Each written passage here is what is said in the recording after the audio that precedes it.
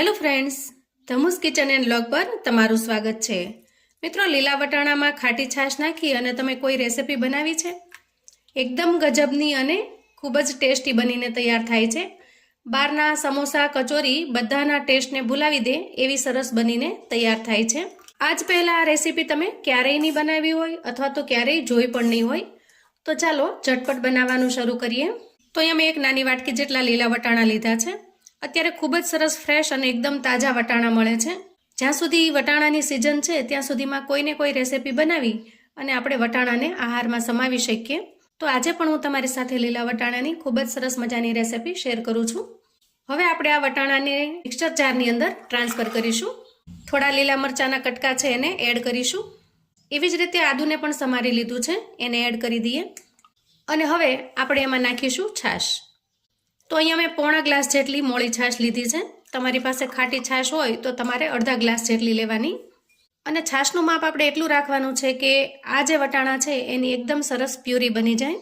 તો અહીંયા ઢાંકણ ઢાંકી દેશું અને વટાણાની ખૂબ સરસ મજાની પ્યુરી બનાવી લઈએ. તો અહીં જુઓ, એકદમ સરસ પ્યુરી બનીને તૈયાર થઈ ગઈ છે. હવે આપણે એક મિક્સિંગ બાઉલ લેશું અને એમાં 1 કપ જેટલો હું ચણાનો લોટ ઉમેરું છું. તો આ ચણાના લોટને મેં સરસ ચાળી અને તૈયાર કરી લીધો છે. હવે અહીંયા ઉમેરીશું આપણે સ્વાદ પ્રમાણે મીઠું અને 1 ચમચી જેટલું ધાણા જીરું પાવડર. બાકીના મસાલા આપણે નહીં કરીએ કેમ કે આજની રેસિપી આપણે એકદમ અલગ બનાવવાના છીએ. વટાણાની અંદર આપણે ઓલરેડી મરચાં અને આદુ નાખેલા છે એટલે તીખાશનું પ્રમાણ બેલેન્સ થઈ જશે. હવે આપણે મસાલાને મિક્સ કરી લઈએ અને વટાણાનું તૈયાર કરેલું મિશ્રણ છે એ આપણે એમાં એડ કરી દઈએ અને બધી જ વસ્તુને આપણે સારી રીતે મિક્સ કરી લઈએ. તો અહીંયા જુઓ, મિશ્રણ થોડું હજી ઘાટું લાગે છે. તો અહીંયા મિક્સર જારની અંદર અડધા ગ્લાસ જેટલું પાણી નાખી અને હું લઈ લઉં છું. તો અહીંયા બેટરને આપણે પતલું બનાવવાનું છે, એકદમ પતલું બનાવીને તૈયાર કરવાનું છે. અને જો વટાણાને પીસતા આવા થોડા ઘણા દાણા રહી ગયા હોય તો એનાથી રેસિપીમાં કોઈ ફેર નહીં પડે. એકદમ સરસ બનીને તૈયાર થાય છે, વળી એકદમ ઝટપટ પણ બની જાય છે. તો અહીંયા જુઓ, આપણે જેવું બેટર જોઈતું હતું એવું જ સરસ બનીને તૈયાર થયું છે. ગેસ ઓન કરી અને મેં કડાઈ મૂકી દીધી છે. તો અહીં આપણે નોનસ્ટિક કડાઈ મૂકી છે. તમે કોઈ જાડા તળિયાની કડાઈ પણ લઈ શકો છો. અહીંયા પેન થોડું ગરમ થાય એટલે આપણે તૈયાર કરેલું મિશ્રણ છે એને એડ કરી દઈએ. તો અહીંયા જુઓ, ચણાનો લોટ છે એના લીધે બેટર થોડું ફરી જાડું થઈ ગયું છે. તો બેટર હજી આપણે થોડું ઢીલું બનાવવાનું છે. એના માટે હું અડધા ગ્લાસ જેટલી છાશ ઉમેરી દઉં છું. આ છાશ આપણે મોળી લીધી છે. ખાટી છાશ હોય તો તમારે ઓછી ઉમેરવાની રહેશે. હવે તમે જુઓ, બેટરની કન્સિસ્ટન્સી એકદમ પતલી બનાવીને તૈયાર કરી છે આપણે. હવે આ બેટરને આપણે ચલાવતું જવાનું છે અને ગેસની ફ્લેમને આપણે એકદમ ધીમી રાખવાની છે. એકદમ ઓછા મસાલાની અંદર આપણે આજે નાસ્તો બનાવીને તૈયાર કરવાના છીએ. તો આ રીતે એકદમ ધીમી ફ્લેમ ઉપર આપણે ચલાવતા જશું. થોડી જ મિનિટોની અંદર આ મિશ્રણ છે એ ઘાટું થવા લાગશે. અહીંયા જુઓ, 2 મિનિટ જેટલો જ સમય થયો છે અને મિશ્રણ એકદમ ઘાટું થવા લાગ્યું છે. તો આ રીતે આપણે ચલાવતા જવાનું છે. તો અહીંયા જુઓ, મિશ્રણ ઘણું ઘાટું થઈ ગયું છે. આ સ્ટેજે આપણે થોડી કોથમીરને એડ કરીશું. કોથમીરથી એકદમ સરસ લુક આવે છે અને દેખાવમાં ખૂબ જ મસ્ત લાગે છે, સાથે સાથે ટેસ્ટી પણ લાગે છે. તો અહીંયા જુઓ, મિશ્રણ એકદમ સરસ ઘાટું થઈ ગયું છે. અહીંયા ગેસની ફ્લેમને આપણે બંધ કરી દઈશું. હવે અહીંયા મેં એક નાની થાળી લીધી છે અને એને સારી રીતે ઓઇલથી આપણે ગ્રીસ કરી લીધી છે.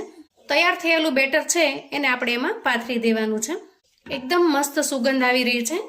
અને હવે આ મિશ્રણને આપણે થાળીમાં પાથરી દેવાનું છે. જુઓ, મિશ્રણને આપણે એકદમ સરસ ફેલાવી લીધું છે. હવે આપણે થોડી વાર માટે ઠરવા દઈએ. અંદાજે 10 મિનિટ પછી જુઓ, મિશ્રણ એકદમ સરસ ઠંડુ થઈ ગયું છે. તો હવે આપણે એને કટ કરી લઈએ. તો અહીંયા હું એકદમ સરસ નાના નાના પીસ કરું છું, બહુ મોટા પીસ નથી કરતી. તમે જુઓ, એકદમ સરસ પાકી પણ ગયું છે, સહેજ પણ કાચું નથી. આપણી ચાકુની ધાર છે એમાં સહેજ પણ ચોંટતું નથી અને આસાનીથી આપણે એને કટ પણ કરી શકીએ છીએ. તો એકદમ સરસ નાના નાના પીસ બનાવી અને પછી આપણે એનો વઘાર કરી લઈએ. અહીંયા તમે વઘાર કર્યા વગર પણ એનો ઉપયોગ કરી શકો છો.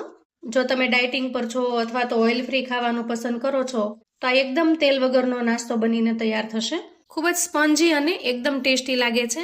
આપણે આના અંદર ઈનો કે સોડાનો સહેજ પણ ઉપયોગ કર્યો નથી, છતાં પણ એકદમ સ્પોન્જી બનીને તૈયાર થાય છે. ઢોકળા કરતાં બિલકુલ અલગ અને એકદમ નવો ટેસ્ટ બનીને તૈયાર થાય છે. તો અહીંયા તમે જુઓ, આ રીતે તમારે સિમ્પલ નાસ્તામાં લેવા હોય તો એમ પણ લઈ શકો છો અથવા આમાં થોડો વઘાર કરીને ઉમેરો એમ પણ કરી શકો છો. હવે અહીંયા જુઓ, કડાઈમાં મેં થોડું તેલ લીધું છે, એમાં આપણે 1 ચમચી જેટલી રાઈ નાખીશું અને થોડું અમથું જીરું એડ કરીશું અને 3 થી 4 મીઠા લીમડાના પાનને પણ એડ કરી દેશું. અને અહીંયા રાઈ કકડી જાય એટલે આપણે નાસ્તાને એના અંદર એડ કરી દેશું અને વઘારની અંદર આપણે સારી રીતે મિક્સ કરી લઈએ અને ઉપર થોડી આપણે કોથમીર એડ કરી દેશું. તો મિત્રો આપણો એકદમ ટેસ્ટી નાસ્તો તૈયાર છે અને હવે આપણે સર્વ કરી લઈએ. આપણો એકદમ નવો અને ખૂબ જ ટેસ્ટી એવો નાસ્તો તૈયાર છે. લીલા વટાણામાંથી તમે ક્યારેય આ રીતે નાસ્તો બનાવીને તૈયાર નહીં કર્યો હોય, ખૂબ જ ટેસ્ટી લાગે છે.